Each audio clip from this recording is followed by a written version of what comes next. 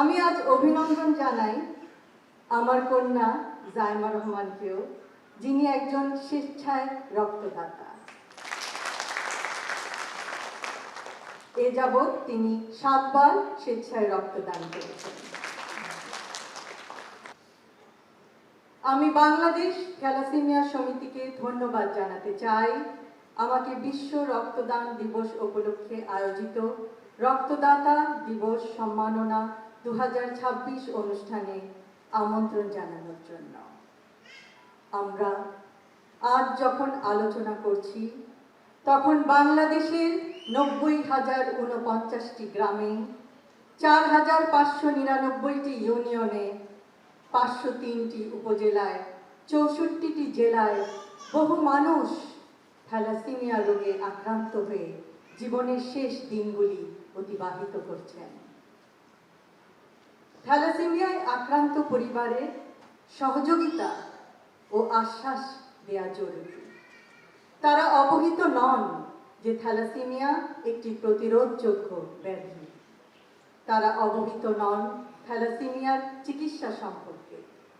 সঠিক চিকিৎসা মাধ্যমে মারাত্মকভাবে আক্রান্ত ব্যক্তিও স্বাস্থ্যকর জীবন অতিবাহিত করতে পারেন। এক্ষেত্রে একটি সচেতন মানবিক সমাজ হিসেবে আমরা কিছু পদক্ষেপ নেয়ার প্রয়াস করতে পারি।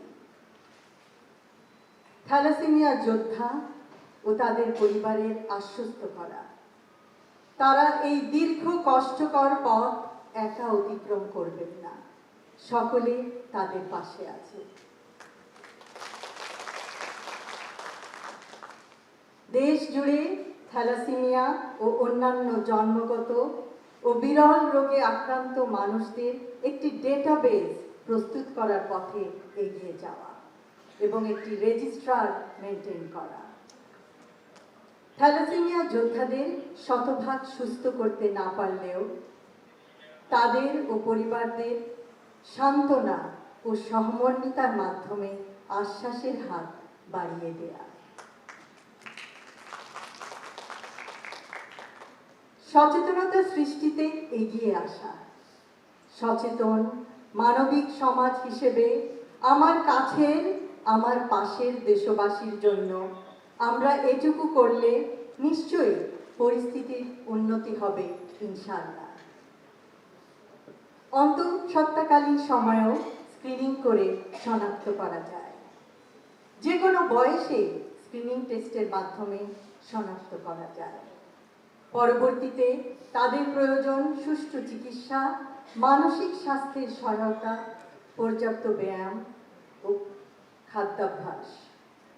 দেশবাসীকে থ্যালাসেমিয়া সম্পর্কে সচেতনতা সৃষ্টি ও শনাক্তকরণ প্রক্রিয়া চালানো যায় সদর হাসপাতালে, উপজেলা স্বাস্থ্য কমপ্লেক্সে, ইউনিয়ন ও গ্রাম পর্যায়ে। প্রত্যন্ত গ্রামেও উপসর্গ শনাক্ত করা যায়।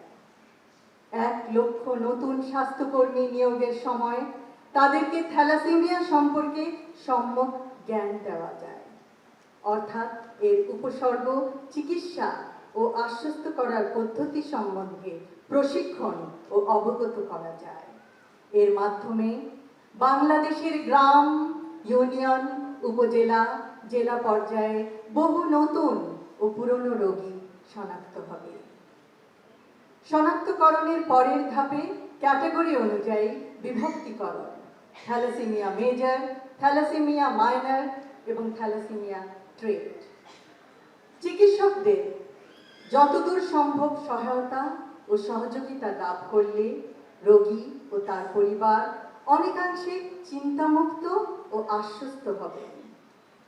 আমি বাংলাদেশ থ্যালাসেমিয়া সমিতির সকল সদস্যকে আন্তরিক ধন্যবাদ জানাতে চাই।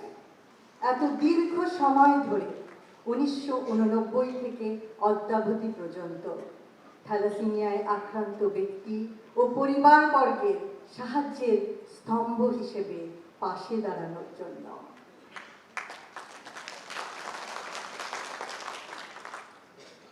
স্বেচ্ছায় রক্তদাতাদের তাদের এই অভাবনীয় মানবিক কাজের জন্য জানাই অভিনন্দন ও মোবারকবাদ। আমি আজ অভিনন্দন জানাই আমার কন্যা জাইমা রহমানকেও, যিনি একজন স্বেচ্ছায় রক্তদাতা। এ যাবৎ তিনি 7 বার স্বেচ্ছায় রক্তদান করেছেন। ইনশাআল্লাহ আগামীতে এই মহতি কাজে বাংলাদেশ থ্যালাসেমিয়া সমিতির সার্বিক সাফল্য কামনা করছি। সকলকে জানাই আন্তরিক ধন্যবাদ। আল্লাহ হাফেজ।